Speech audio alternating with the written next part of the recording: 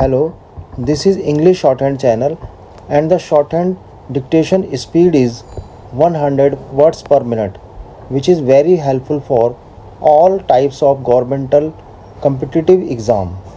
5 seconds. Ready, start.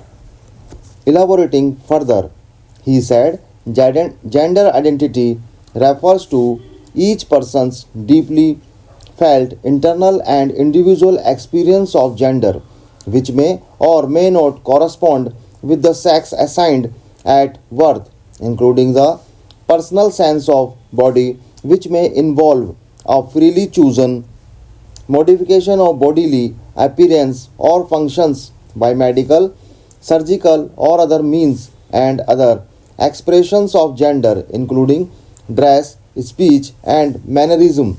Gender identity therefore refers to an individual's self identification as a man, woman, transgender, or other identified category.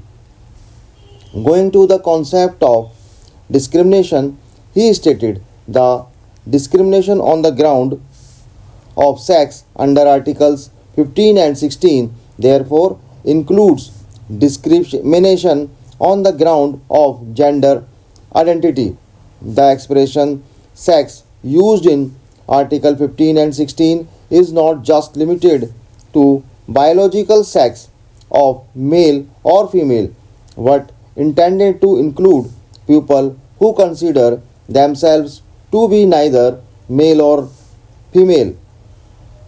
Dealing with the legality of transgender identity, Radhakrishnan ruled the self identified gender can be either male or female or a third gender.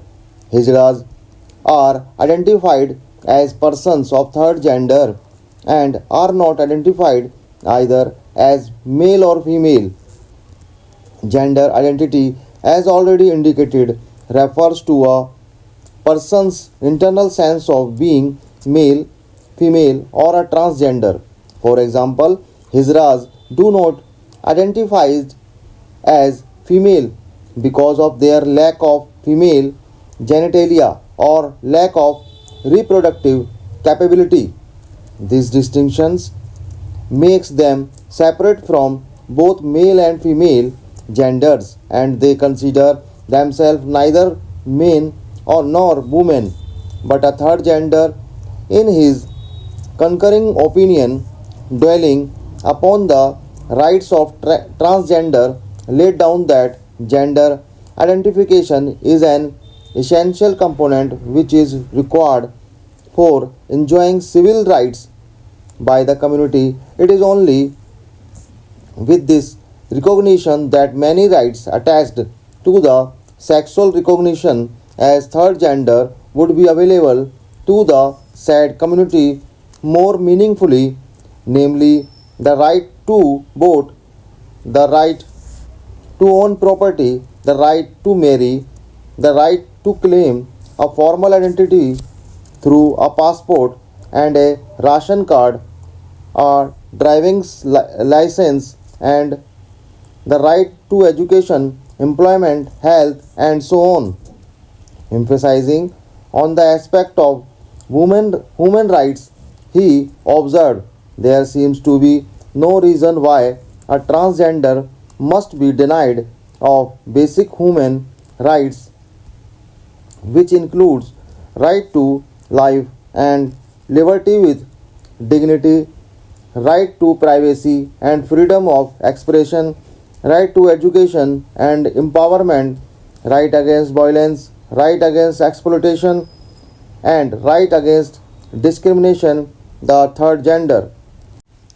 The Constitution has fulfilled its duty of providing rights to transgender. Now it is time for us to recognize this and to extend and interpret the Constitution in such a manner to ensure a dignified life for transgender people. All this can be achieved if the beginning is made with the recognition of TG as third gender. The aforesaid judgment, as is manifest, lays focus on inalienable gender identity and correctly connect with human rights and the constitutional guaranteed right to life and liberty with dignity.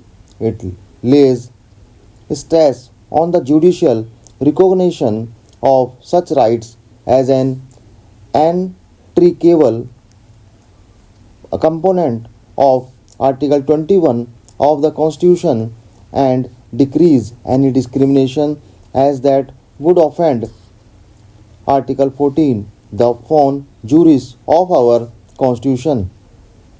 It has to be borne in mind that search for identity as a human ideal has ruled the mind of every individual in many a sphere like success, fame, economic prowess, political ascension, celebrity status, and social superiority, etc. But search for identity in order to have a positive space in law, sense stigmas, and sense fear has to have the freedom of expression about his her being which is keenly associated with the constitutional concept of identity with dignity. When we talk about identity from the constitutional spectrum, it cannot be pigeonholed singularly to one's orientation that can be associated with his her worth and the feeling she develops when she grows up. Such a narrow perception may initially sound to subserve the purpose of justice, but on a studied scrutiny, it is soon realized that the limited recognition keeps the individual choice at bay. The question that is required to be posed here is whether sexual orientation alone is to be protected or both orientation and choice are to be accepted as long as the exercise of these rights by a individual do not affect another's choice or to put it briefly has the consent of the other where dignity of both is maintained and privacy as a seminal facet of Article 21 is not dented.